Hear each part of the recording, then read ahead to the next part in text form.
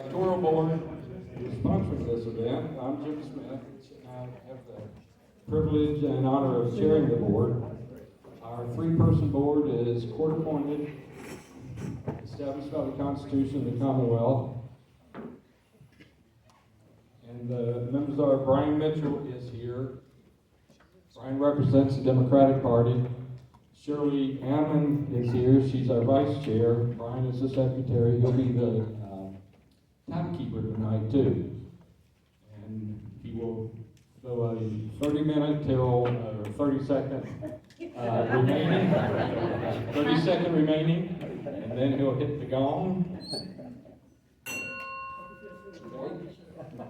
People keep talking. Lieutenant Colonel Ammon's going to be the enforcer. It's not going to be pretty. But we greatly appreciate the support of the schools for hosting the event here for us.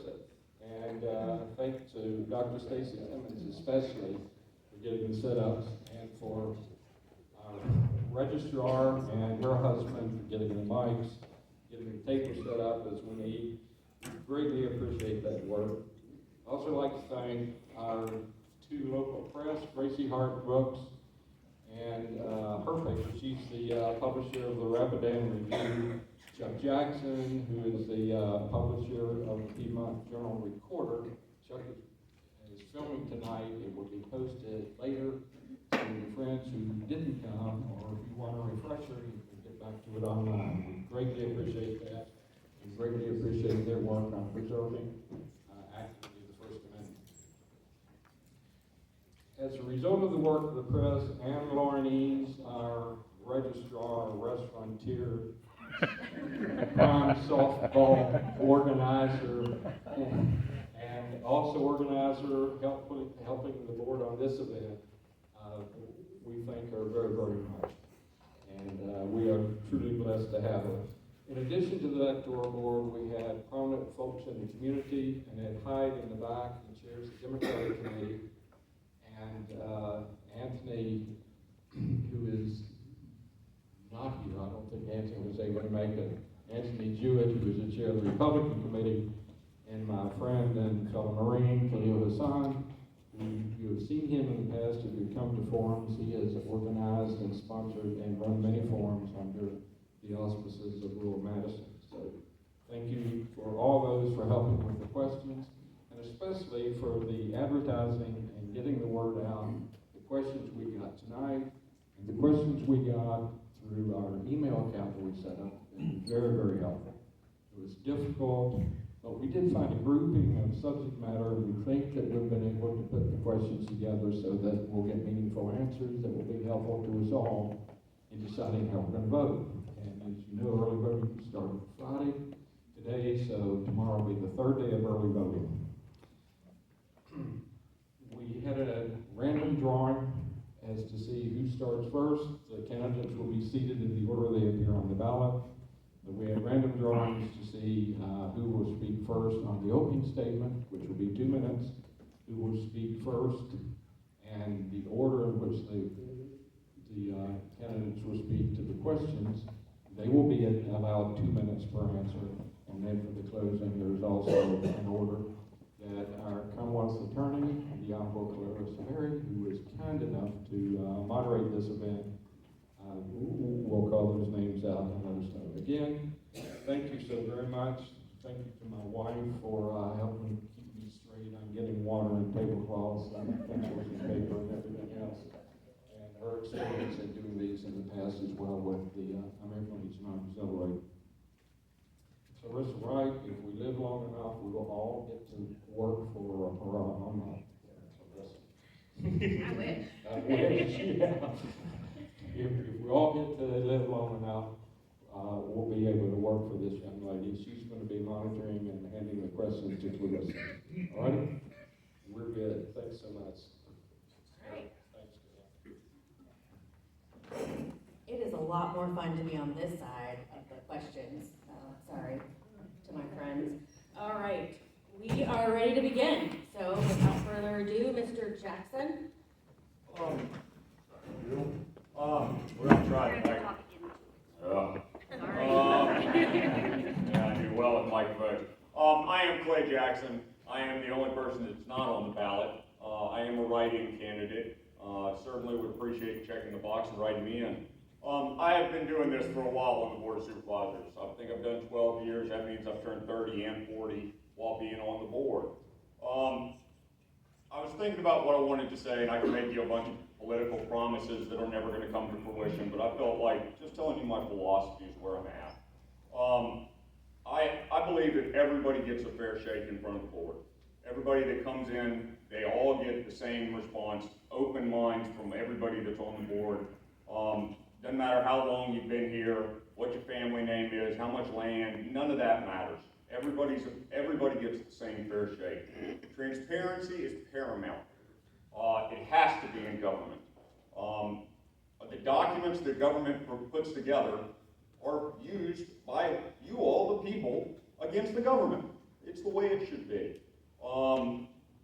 We want people, and we beg on a regular basis, trying to get people involved. We do public comment at our meetings twice every meeting at least. Chances are, if you raise your hand, I'm going to call on you too. I want involvement. We've got committees all the time. Please, I'm begging now. Please look at those and participate. It's important. I also understand that we have to be physically conscious. There is a bottom of the bucket. There is the big question that Madison goes through on a regular basis. Economic development, first property rights, and then property owners. All of those, it's a hard balance to come to. We've got to continue to make, hopefully, wise decisions and something that'll keep the quality of life that we have. I would appreciate a write-in vote. It's your turn, Mr. You only need to use one of them. Is it working? Okay. First of all, thanks for coming out. As Clay just mentioned, one of the biggest frustrations that we have as supervisors is the fact that people are not involved enough in the local government. So I would invite you to do so, please, at any time on a regular basis. My name is Jim Jewett. I am running for re-election. I'm just completing my first 4-year term. And I'm a lifelong resident of Madison County. I went to high school here. Actually, 1976, I portrayed Gerald Ford on this very stage on today, and I lost. Hopefully better results this time. But my children live here, my grandchildren live here, my friends' children and grandchildren live here, and I ran for the Board of Supervisors because, quite frankly, I'm worried about them. And I wanted to give some time back to the community to help maintain and move this county forward. I'm a farmer, lifelong farmer. I also just retired recently from James Madison University College of Business. I was a lecturer there. We've had a successful 4-year run under the leadership of Chairman Jackson and Vice Chairman Yao. I've learned a lot from them. They run a really tight ship. We have a great county government. You always hear the stereotype about how bad county government employees are. Not here. I am blown away about the trust and the professionalism and the dedication that everybody in this county has. So I'm running again because the county is facing some very serious headwinds. And I want to be around to help move this county forward, face those headwinds, and come out in a much better situation. So thank you.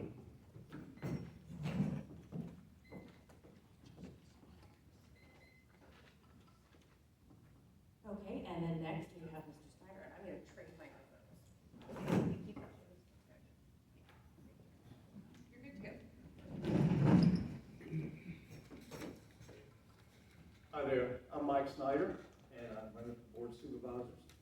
And my opening statements are not going to be political nor county oriented. I'm just going to tell you basically who I am and where I came from. That way you get to know me maybe a little bit better. My mom and dad were born in 1918 and 1919. That makes them 106 and 107 years old. My youngest brother was born in 1939. Needless to say, with all my siblings, I was brought up old school. I'm very old school in the way we were brought up. I was taught to waste not, want not. We were very conservative. And if you I was also brought up with a saying from my mother is, can't, never could. If you wanted to do something, don't say you can't. You can't say it. Now, I was always instilled for 63 years now that can't, never could.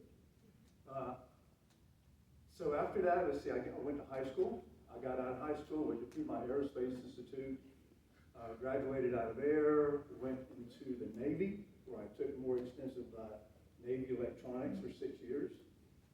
Got out of the Navy, which I enjoyed very much. The Navy, the military exactly would do a lot for you. After getting out of the Navy, I started my own business, which I've had for 32 years now. 21 years of that I've had as a Class A contractor. Got to shorten this up. I've had my own business now, and I'm nervous. I've been on the planning commission now this is my 4th year. 2 of these guys over here elected me to do that, or put me on the position for that, and I've enjoyed it, and that's one of the reasons why I want to be on the Board of Supervisors, because I've had a lot of experience, and I've gotten to know the county real well, being on the planning commission. Thank you. We appreciate your presence. Thank you very much. And then last but not least, Ms. Sharmin. Good evening, everyone. I think I'm on, am I? Can't hear you. Okay, I'll just do this, okay? Good evening, everyone, and my name is Nancy Sharmin. I'm married to Mike Sharmin. We live on the foothills of Faith Farm in the Novum part of Madison County, where we raised our family. And as they began their lives off the farm, we just kept adding animals in order to avoid the empty nest syndrome, and it didn't work. But in those years of raising children, I began college at Jewett, seeking a degree in administration of justice. That was interrupted for a few years as Mike's law firm, Commonwealth Law Offices, was developed. I did finish with a bachelor's degree, Bachelor's of Arts in Theology from Bethlehem Christian University. My life has been full of a lot of volunteer work all across our nation, but I am home now, and this is where I want to serve. And as far as why running for Board of Supervisors is, I'm pretty good at getting people to run for office. I've done that for a lot of years, and I've always been good at it until now. I worked really hard to try to get people to run for these different offices. And it's always been great. But everybody comes back to me and says, why aren't you doing it? Why aren't you doing it? And that's when I realized maybe I need to listen to my friends, listen to those people. And so now you'll find my name on the ballot on either early voting or November 4th, but thank you for being here tonight.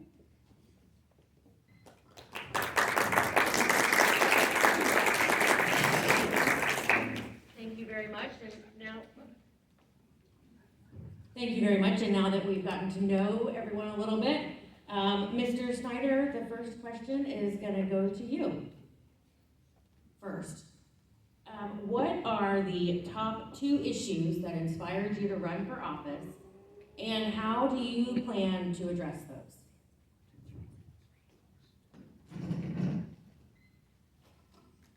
Well, one of the main top issues is because, well, we have a lot in front of us. One of the issues is, like I said in one of the papers earlier, was SB 974. And that's really just one of them. There's many of them. I'd really hate to say that there's 1 or 2 that are the most, because there's a lot. We need to work our way through a lot of what's going on with the county now. And really mostly it's probably the budget. We're facing some stagnant times of where we're getting our revenue versus the expenditures from. One of the ways that we can do this is boosting up ecotourism. Another way is to probably look outside the box. Ecotourism really provides a minimum amount of money back to the county. We do rely a lot back on from the state and the feds, but we need to work on the amount of money that we do produce locally.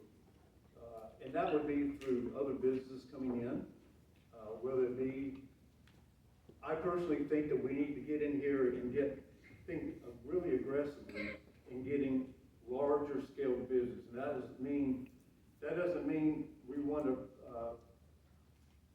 compromise the way we do live now.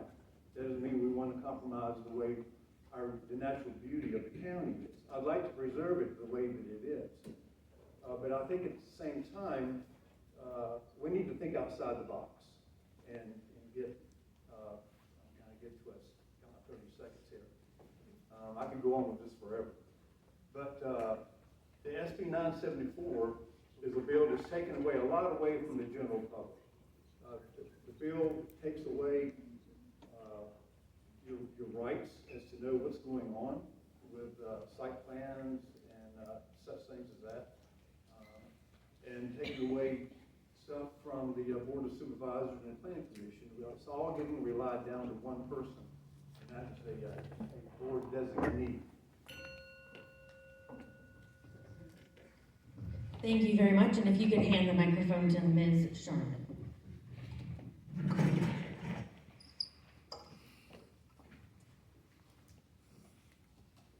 Well, I think some of the most important things we have is, I'm gonna speak for you and about me, and that is remembering our principles, remembering our God, remembering our families, and remembering our America. That's the same thing that every one of you in this room is about as well, so you line up really well with that. And the next, my campaign theme has been preparing the future and preserving the past, because Madison County has got the history that we have got to preserve our past, but we also need to be intentional about how we're preparing our history. And I know that that's going to take all of us doing that, because all of us are on board and want to do this basically the same way. So I'm encouraged, I hope you are encouraged, and that is in preparing our future, because we've got a whole lot of things we need to prepare here for Madison County, but it's not going to be hard as long as everybody comes together. And Madison's really good at that. Thank you. Thank you, Ms. Sharmin. Mr. Jackson? I think the top two issues are pretty clear and they run together. Is preserving quality of life that we all value here. It's the one thing that everybody in Madison just really sympathizes with. With that preserving quality of life, it's property rights. Everybody that owns property in Madison has rights that shouldn't be able to be taken away from them. And the government must keep in mind. Residential development is going to be an issue coming on. We all know about the already zoned lots on Fishback Road that have been there for a long, long time. There's not a whole lot we can do other than changing zoning on those, which hopefully we will not have to. It's also where we go and if we go and redo zoning in other places, which we haven't as of yet, and no requests have been made. Hopefully we won't. The others keep government local and keep it small. We do things very Madison way here, and I like that. The other one is economic development. We've got to find that balance, and every other locality is looking for the exact same businesses that we want here as well. The majority of businesses that come to Madison are created from people that are within Madison County or have grown in Madison County. And we've got to be able to lift them up, support them, and highlight and try to in any way that we can from the governmental side, facilitate them an ease of transition, an ease of growth, ease of employment. We know these are needs that have to be taken into account. Everybody wants to talk about solar and how that's a revenue generator. Data centers, don't really think that's for Madison County. We've got to figure out a way to fund our local essential services, being public safety and education.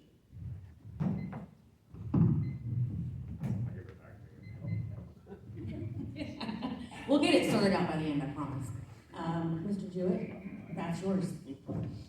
I have to agree that, reiterate what some of the previous comments, but the two biggest things in this county really go together, and that's economic development Let me give you a little peer into the future. I chair the Economic Development Committee, and based upon our projections, if we don't do something, and we don't experience some unusual event like collective bargaining, paid fire, by 2030, your taxes are going to go up 50%. We're going to go from 52% to probably 75 to 78 cents a hundred. And we can't sustain that. We have to try to do something to bring business in to support our ever-increasing government services. The other thing too is with economic development, and this is something really near and dear to my heart. I want to raise the average, or I want to raise the income level of many of our citizens. About half of our citizens are classified as working poor in this county. And I don't think a lot of people know that.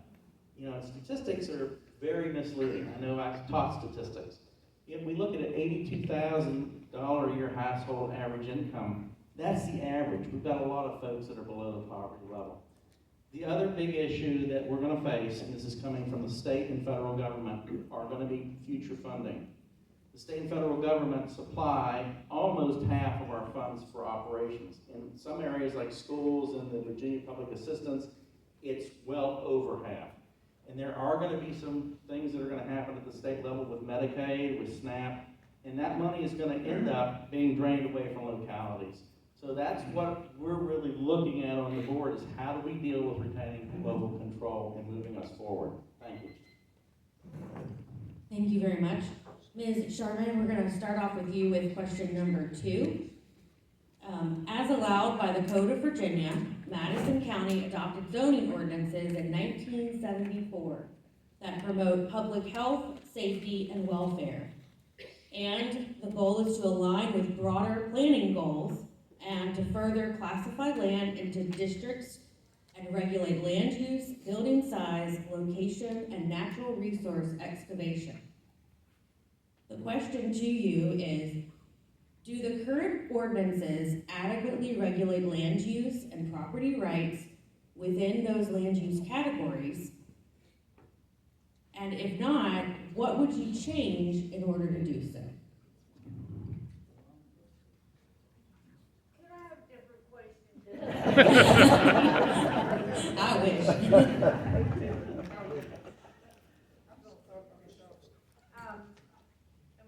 Am I on yet?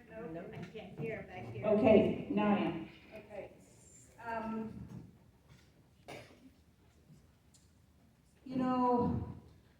I might have to skirt this just for a half a second because of the fact that I don't know all about that. I don't know of anything that would be wrong with it this far, okay? I have been this year, being the new kid on the block, so to speak. I've sat in the Board of Supervisors meetings and I've listened to them, and I've tried keeping up with them, and that doesn't seem to be an issue. So I'm going to say, at this point, I don't know, and it seems like it's okay, so how's that? Okay, That's cool. thank you. Thank you, Ms. Sharmin. Mr. Jackson? Zoning's a complicated issue, and it is back to that personal property rights deal. 85% of Madison is basically A1. There's very minimal B1, primarily around the town and the villages, towards Brightwood, and then there's a little bit of R1 and then R3 out on Fishback, and very little of that as well. The comp plan, which we just finished going through with lots of public participation, kind of gives us guiding direction for Madison County, and it's only got better. I think this is the 3rd rendition I've seen. It is getting better, and it does give us a guide. We will continue seeing asks for rezones. The board and the planning commission has been working off of special use permits for years. Fortunately, we've started to see some rezones on like the Route 29 corridor. Places that were operating as businesses now coming in and saying, well, we are a business, this is B1. On 29 in specific locations, that's a very good thing. And it's taxing at the right rate for the area and the use for that business. The other side, though, is we've got to be very, very careful in rezoning. It's not something that comes up, especially on larger tracts, very often. We're fortunate by not having that kind of pressure. The public input coming to meetings and electronically, or whichever way you want to do it, which we take all ways, that is a big deciding factor in moving forward. The other part of this, which is a hard deal, is change comes. It's moderating that change and making it an appropriate for Madison County. Thank you, Mr. Jewett. Now I'm going to go back to the state government again. We have a fairly good zoning policy in place. However, the state is whittling away at localities' ability to control their land use. The Senate Bill 974 that Mr. Snider has mentioned, that has removed local control of site plans for development. It's eliminated public input. And consequently, we can't encourage any potential residential developer for offering proffers to help offset the increase in public service expense that comes with more housing. A house costs the county taxpayers more money than you get from that household. Not any family, but that's just the hard facts. But as bad as Senate Bill 974 is, that's just the first one that's coming. There are bills that were defeated last year that are going to come back next year that took away localities' abilities to regulate solar installations, renewable energy storage installations, data center placement, and the one that really gets me, and this is the one that scares me the most as a local official. There are bills before the General Assembly by which they will set housing targets for a community. And if the local community, the locality, does not abide by their targets, particularly with things like low-income housing, they will come in and override local control. So there's this horrid movement at the state level to take more and more power away, particularly in zoning and land use, from our local government. And that's something to keep in mind in this election. Thank you.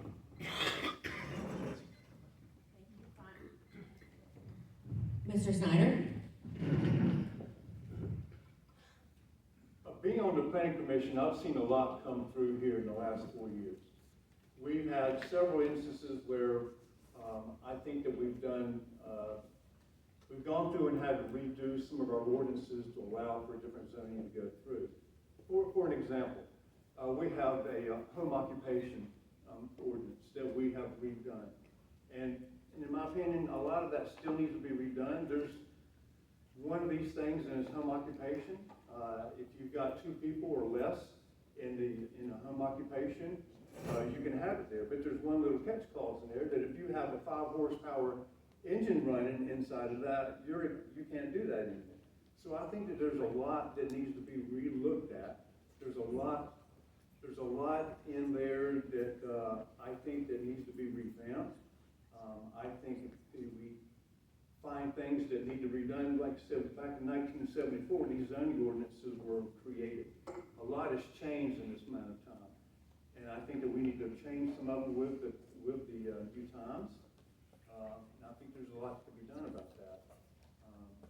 Without getting into specifics, because you have to know the code, and I don't know all the code because the code's pretty in-depth, but I do think that there's a lot that we could probably do about that to just kind of control what's, not control, but to kind of change and go with what's happening now.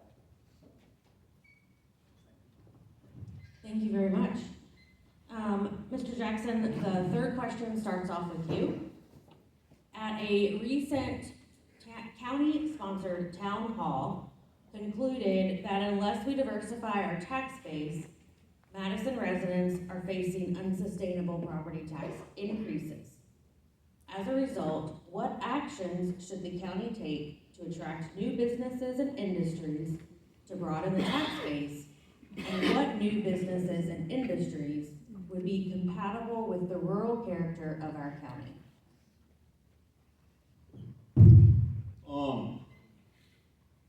How many odors do you think we can support? That's $1 million question. we all appreciate Mr. Jewett and the Economic Development Committee, kind of going through just in depth some of our economic, conditions. We already are taking steps, in a lot of different ways. County departments are run as tight as they can be run. We have a finance director that we are all fortunate to have that looks at every penny and finds efficiencies at every level. We have department heads and constitutional officers that spend diligently to keep expenses at the lowest. The other side of that, though, is we certainly do have to bring businesses in. Or taxes are going to go up. It's one or the other.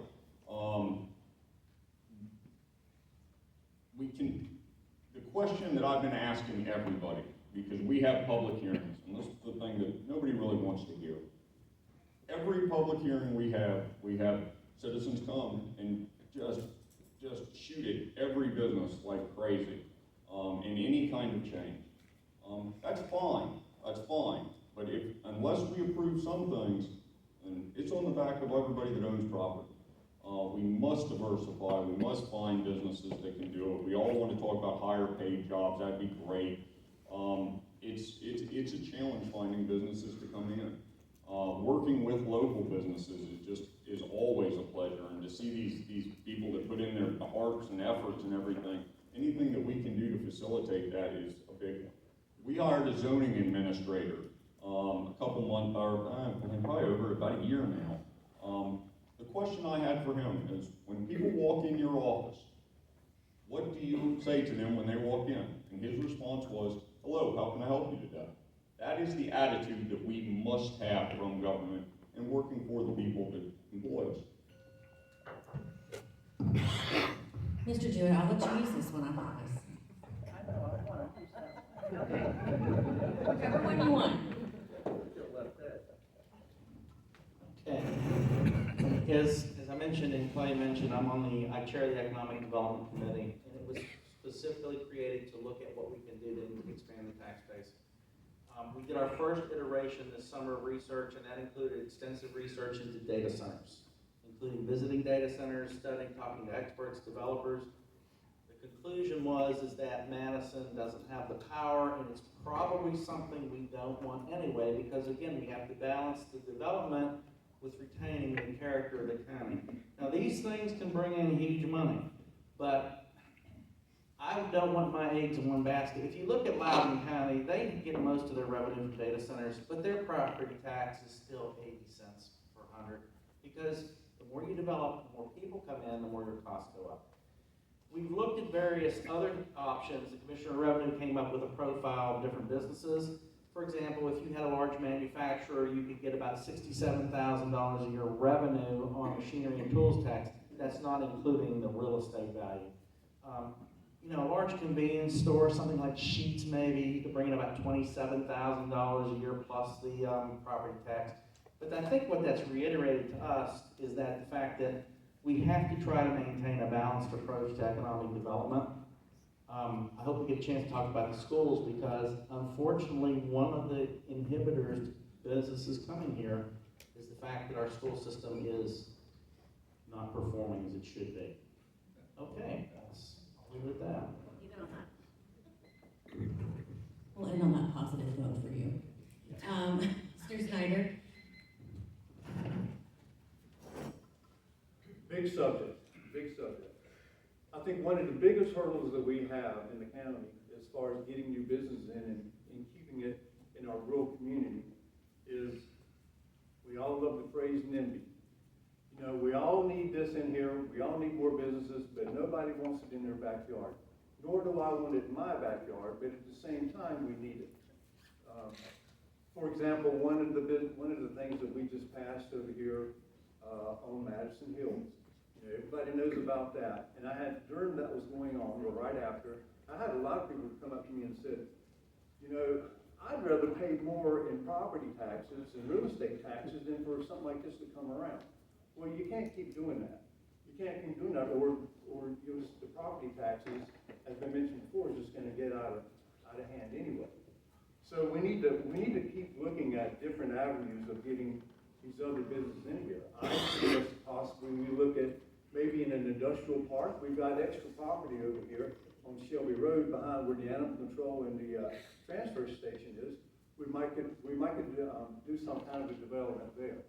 I also thought that anything that's on 29 that wouldn't really hurt the rural character, I suggested maybe some kind of a hotel, a big chain hotel that would help create these lodging taxes, meals tax, sales tax, anything else that would help bring all these other revenues in that we need. The top tax doesn't really help that much. I mean, that's such a low percentage of what we really need. But that's the kind of avenue that we're going, and that has to do with the Airbnbs and overnight stays. It all sounds good, that's what we want, but I think we need to look at things in a bigger way. But at the same time, bigger means taking away the rural part of the county, which we don't want to do. So we need to put everybody needs to come together and start thinking about what we can do here. And the more ideas and more suggestions we can get out of that, spark other ideas. And maybe we can finally come up with something that is, as Clay said, the $1 million question. Thank you very much. Ms. Sharmin.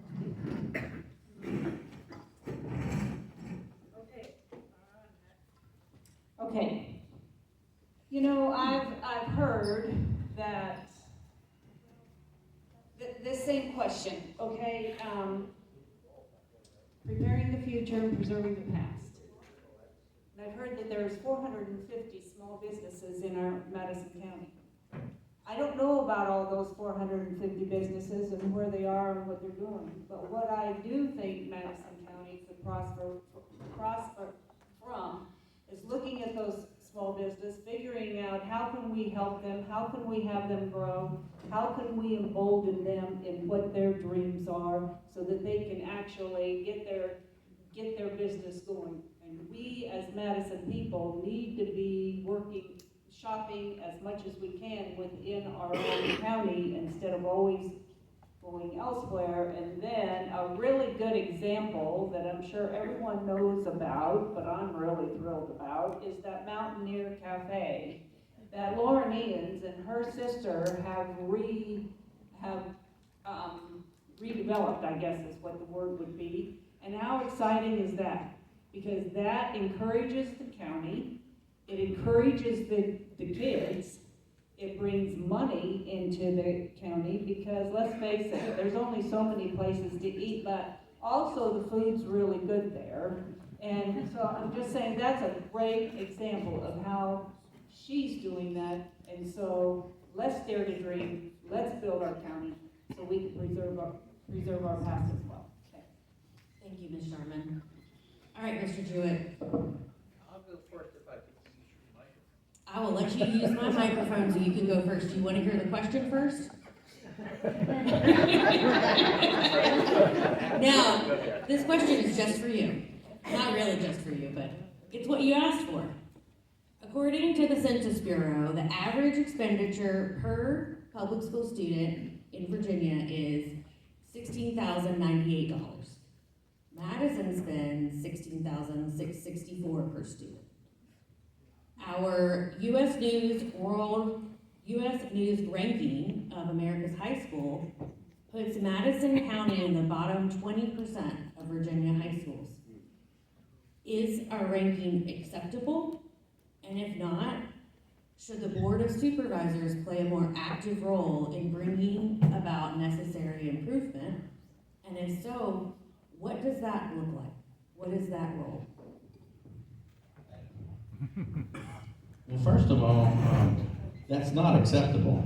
I wouldn't say yes. I just would give up right now. When we look at school spending, that's always a topic in U.S. education. And just with any other spending, it's not necessarily the amount you're spending, but how are you spending it? And I think that our school system has some inefficiencies in it. And I think that we also need to keep in mind that, and this is something when I was doing the research that I had no idea of, 67% of the students in this high school are considered economically disadvantaged. You go to primary school, it's 81%. Now, there are additional challenges with economically disadvantaged students. They oftentimes have anxieties from economic insecurities at home, housing insecurities. Parents oftentimes are not involved because they're trying to work 2 or 3 jobs to survive, and many of them had bad experiences with education, so it's not necessarily supported like it would be in many households. So I think that's what we need to look at, and some of the strategies, I don't have all the answers for that, but I do know that keeping class sizes small, trying to get programs that support parents, get parents more involved in the students' education here. The other issue that's often talked about too is what about teacher pay? We are one of the lower paying counties, but I will tell you that in the last 5 years, I have talked to a handful of teachers that have left the system, and they all say the same thing. Money was a factor, but it wasn't the most important one. The most important reason that they left, they didn't feel like they were getting support in the classroom. And I think that's something that needs to change.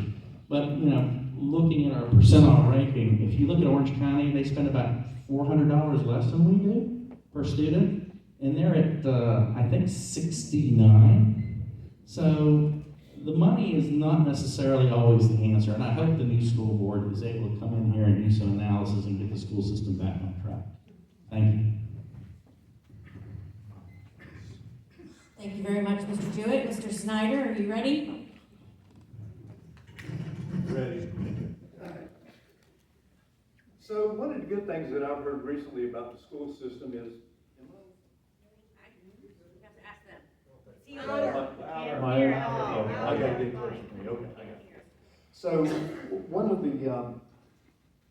the conversations I had with one of the administrators recently was, the good news was that the SOL was the 3rd highest this year in a jump in Virginia, which is progressively getting better. I don't know what it was last year, but I know this year that it was a 3rd highest jump in the state.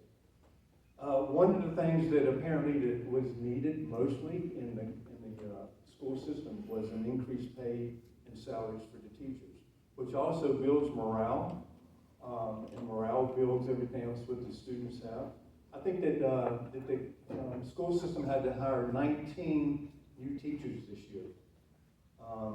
And I think they really needed 10, they're 1 short. Yes, it is that the county is one of the lower paying ones in the area.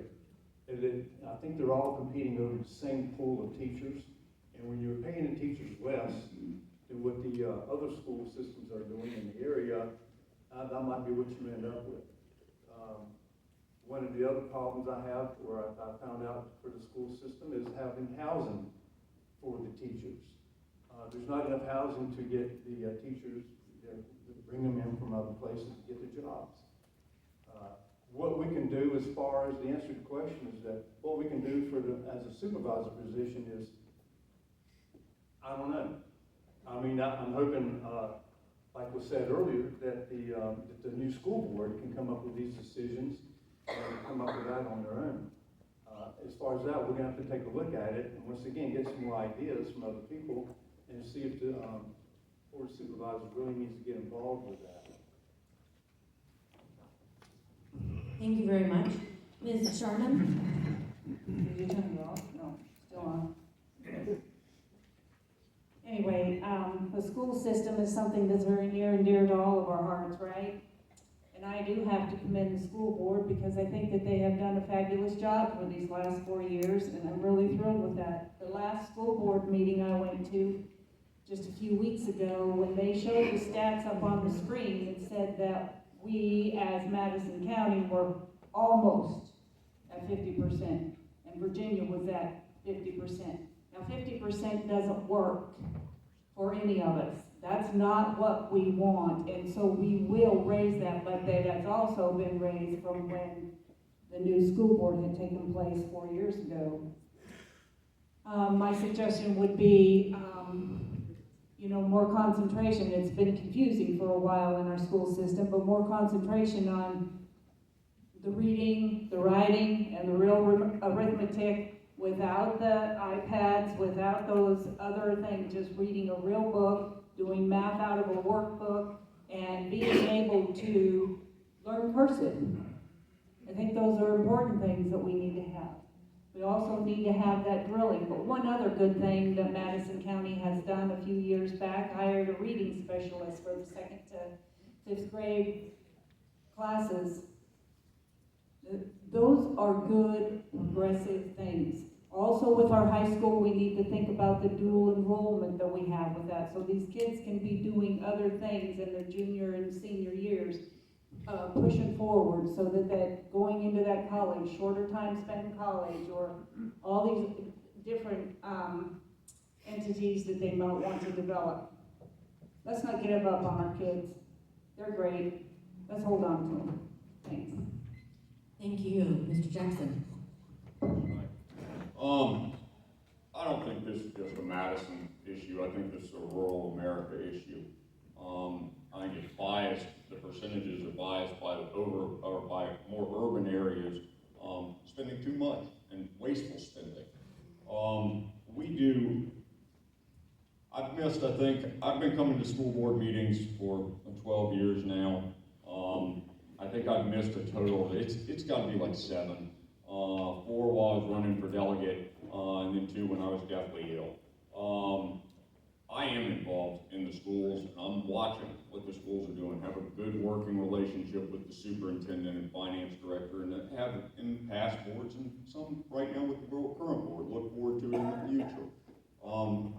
I come to those meetings, unfortunately, not to see all the kids and teachers get awards for just everything. I'm there watching the monetary constraints and how your money is being spent, and understanding what needs they are.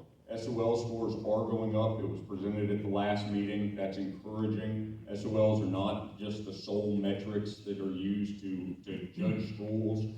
It has to be something standardized, but that's just one piece of it. Running for delegate was kind of interesting. Every other county is using Madison the exact way Madison uses every other county. We're all paid too little on this teachers that are over the first couple years. It's a game that we're just chasing our own tail. We're doing the same thing with EMS, sheriff's deputies. Every county is trying to outdo the next county, and it is a challenge. There is a bottom of the bucket. Without a whole lot of economic development, we are tasked to say, unfortunately, that's as much money as we can give. We can give to a different department, the schools being one of them. I walk into some of these school meetings and I feel like I am deaf, because I have to sit there and I have to say no. This is just outside of the scope. The schools do a very, very good job prioritizing. The board's job past that is that we have to say this is what we can and can't afford, and what these are the needs that need to be addressed. Thank you. Don't worry, we got questions for the school board too. All right, we are on question number 5, which means we're starting with you, Mr. Snider. It's been touched on a little bit already, but given the uncertainty of federal and state funding and the county's limited financial resources, are there any programs you would like to initiate or expand, or are there any existing programs you would like to cut back? Can you identify them, and if they're new programs, how would we fund them?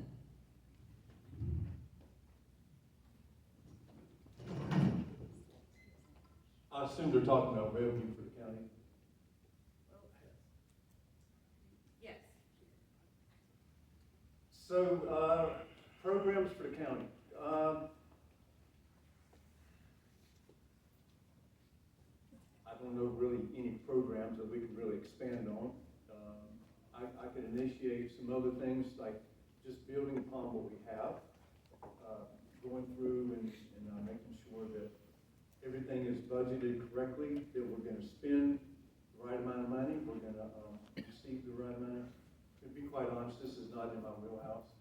I'm not gonna, I don't really know a good answer to this question. Thank you, we appreciate the honesty. Ms. Sharmin. No, I think it's. Is it on? Yes. Okay, we're doing good now. Still with our preparing the future and preserving the past, when I think about how we can even begin with raising some of the money that we have right now, the different things that we need, like the sports teams within Madison County need funding for their particular sports. But you know what, it really does help if we go to those football games, or we go to those volleyball games, and we pay that $10 to get in, or we pay that $7 to go in and watch those really dynamic girl volleyball players. Those little tiny things just help. And I'm thinking about Hoover Ridge and what that's going to become, and that's gonna be pretty dynamic here in our county. And I'm thinking the first thing we'd like to see is have tournaments come in there and watch these kids play ball. Be there for them and have those tournaments. That generates money. But we also have many Airbnbs and bed and breakfasts around our county that we can use until we have other different housing. But we need to use some of this stuff that we have within our county to help generate that revenue. Thank you very much, Mr. Jackson. Initiate programs is it's an interesting question. I work on needs, not wants. The government has the duty to do essential services, public safety and education. They are expensive enough. An ambulance right now has a 3-year wait time and costs $500,000. Thankfully, we have the volunteer fire, which is just we all should be so grateful. I'm a big fan of being proactive, but government is mostly reactionary. If we're too proactive, we're kind of overdoing and overstepping our boundaries. Reactionary is where we're kind of behind the time. We try to stay moderate to keep these programs and be fiscally conscious. We go through the budget meetings that a very few amount of people come to. Everybody is invited, and they're 8, 9, 10 weeks of every Thursday for 3 hours a day. We sit there and we listen to every department head. Anybody that gets taxpayer money has to come in front of us and justify what they have. The one that's the funniest one, and it kind of signifies that Madison kind of wants it. The one thing that we have as discretionary funds is the Hoover Ridge project that we're doing right now. It's a $4 million, $4.3 million project. They have gotten the Parks and Rec department has gotten a huge portion of monies that will directly affect kids and be quality of life and everything. They've gotten a huge amount donated, and a lot of community volunteers. One's here tonight. In turn, Madison put in $900K into that project to get the site work, to get the whole thing going. That's initiated a project. Hopefully, that is something that everybody wants. I can't believe that nobody's jumped us over this. But it is a project that's out there. The majority of other things, we are cutting it very, very close, and it's something Madison's done for a long time. Thank you, Mr. Jewett. You can have this one. No, that's all right.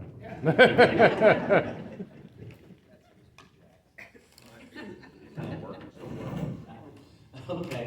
I don't want any new programs. All they do is implement or create a new long-term structural cost. We have an efficient government. I will piggyback with Clay on Hoover Ridge. That is a priority for us because everybody in the county uses that. And there are potentials there for even revenue for the county if we get that developed. Now, I'm going to go back to economic development again, because that is a program that we started, and we are looking in areas to focus. One of the things that we have to remind ourselves of is Route 29. There's 25,000 cars a day come up and down Route 29. Now, I'd like to set up toll booths, but the state would haul me away.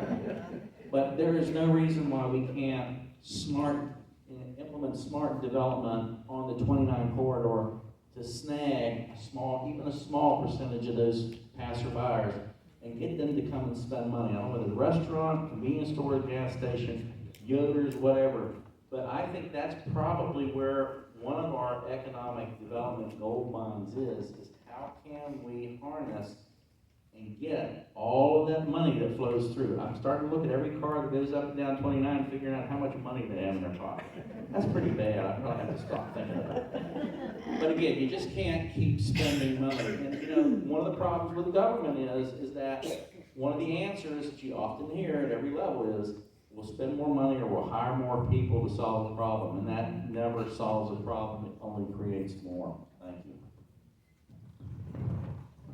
Thank you very much. All right. For question number 6, we are starting with Ms. Sharmin. Ms. Sharmin, when a contentious proposal is presented to the board with lively and active opposition, thank you to our public, and support from multiple stakeholders, what process would you use to balance and weigh the concerns of everyone involved?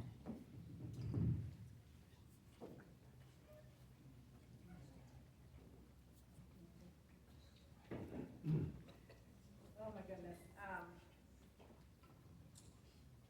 You know, I just have to say this about watching the board and watching some of this happen just recently, and I have to hand it to the board. I've always been amazed at how they sit there and they have this stoic face, and I'm like, how do you do that? And I want to say about them, especially about Clay, is how respectful and how tolerant and how not, he doesn't do the engaging thing. He's got a good poker face. Don't play poker with Clay. But I'm just saying that he does such an excellent job with that and being able to give everyone their chance. I think one thing I would have done after sitting there until 11 o'clock at night that night, just watching this, I would say, you only get one chance at the mic. Not two, some of them came up a couple different times. And because it has to be railroaded somehow, and the people who speak so disrespectfully, you get to come here and you get to talk to the Board of Supervisors, but you also, we have to have that respect go both ways. And again, I just want to say thank you to the Board of Supervisors for the respect that you do show the people in Madison. Thank you very much, Ms. Sharmin. Mr. Jackson. That's the first time anybody's ever told me that I have a good poker face. Most people read my face pretty accurately, and I get a lot of laughs out of just my face. The easy decisions are rarely the right decisions, and hard decisions are exactly that. Everybody needs to be heard. We sat in this auditorium for the Crest Array hearings. I think that was till 2 or 3 in the morning. Listening to your lawyer and your county administrator read public comment letters into the record, it's not a good way to spend an evening. You've got to balance it out. We just had the Madison bills that Mike brought up. That's a contentious issue. It's a change. It's something that everybody here should sympathize with, the neighbors that are there. But that person has property rights, and we've got to respect that. The other side of this is there is always in Madison County a very quiet majority that doesn't want to be brought up and just brought out in front of everybody, and they don't want to argue with their neighbors. They want a good relationship. So in a lot of cases where they're not speaking out at these meetings and yelling at us and whatever they want to do, they are talking to all of us. We get out into the public. We talk to everybody. And you can reach us everywhere. For delegate, I think I gave mine to 5 counties. I gave away my phone number to everybody. It's 703-772-5132. Give me a call, shoot me a text, anything. I will respond. Might not tell you what you want to hear, but I will respond and I'll listen to what you have to say. It's a balancing act. Thank you very much. Mr. Jewett? Okay, just about telephone numbers, all of our numbers are on the county website. And you're welcome to call me anytime, because I get tired of getting these Medicare Advantage plans. I'm really anyway, call me. When we're sitting there considering whatever, the number one thing we have to follow is what is the law? What's federal law, state law, what's local law, local ordinances. That's why we have an excellent county attorney there to help guide us through a lot of this. Then the next iteration of that consideration is, what is our comprehensive plan? What are our policies that are written? What are the policies that we collectively decided this is how we want the county to move? And then, of course, the next layer is that you're talking to people, and sometimes there aren't any clear areas, but then you have to really listen to both sides. You have to take into account some of the very basic principles that we have, like property rights, but also civil discourse and civil coexistence. And sometimes they just always don't hit, or they don't G with one another.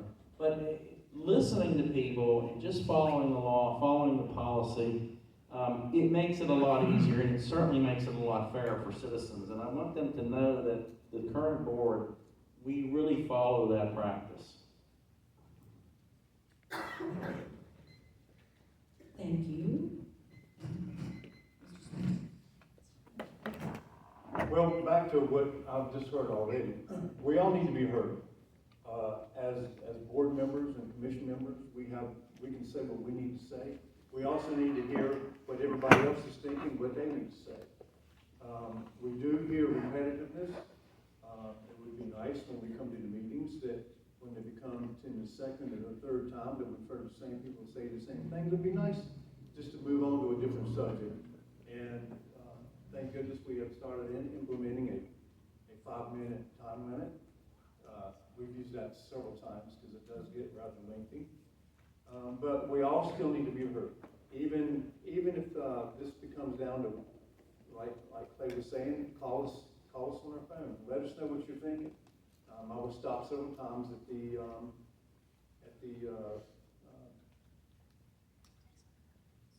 Taste of the Mountain. In fact, I heard one of them say to me, they said, and this goes back to one of the other issues, look, I'd rather have my taxes go up, and I'd rather pay more tax. I heard this from several people. I'd rather my taxes go up than actually see some of this in my backyard. Well, keep on giving us this information. We'll listen to it and make the decisions that we need to make. Thank you very much, Mr. Snider. And that was our last question that we have time for today. We do want to be respectful of everyone's time in coming out tonight. So we're going to start with closing statements. And Mr. Snider, have you hung on to the microphone? Well, I'd pretty much like to reiterate what I just said. And that is, if I were to be elected, I'm open for anybody to talk about.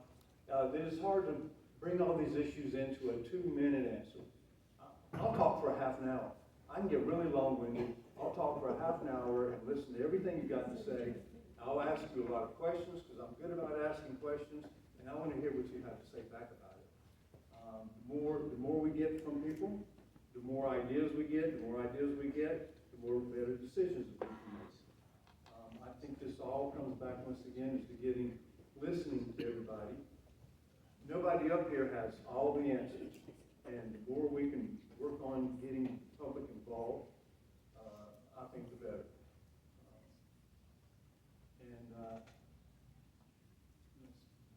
I'd love to continue on working with the county. I've done this once again with the Planning Commission. I really found that very interesting as 2 of our members have started out with the Planning Commission. Our chair and vice chair started out that way, and I think that helped them getting into the Board of Supervisors and them understanding the way that the county works, people that work there. And it was mentioned earlier how the people for the county that if I've got a question, if I need any information, I'm gonna get that information from them as well. And it's good to have a good rapport with them. And once again, being with the planning commission, I've had an opportunity to get adjusted for this position. Thank you very much. Ms. Sharmin. Okay, can you hear, nope, can't hear me now. Maybe now? Yeah. Okay. When I think about the Board of Supervisors race, I just want to say thank you to Madison County. It's been fun, it is fun, and I very much am asking for your vote, either early voting or by November 4th at least. I look forward to representing this county. I look forward to working on the board. Well, one thing that has got me thinking the most here for what all are we leaving here in Madison County.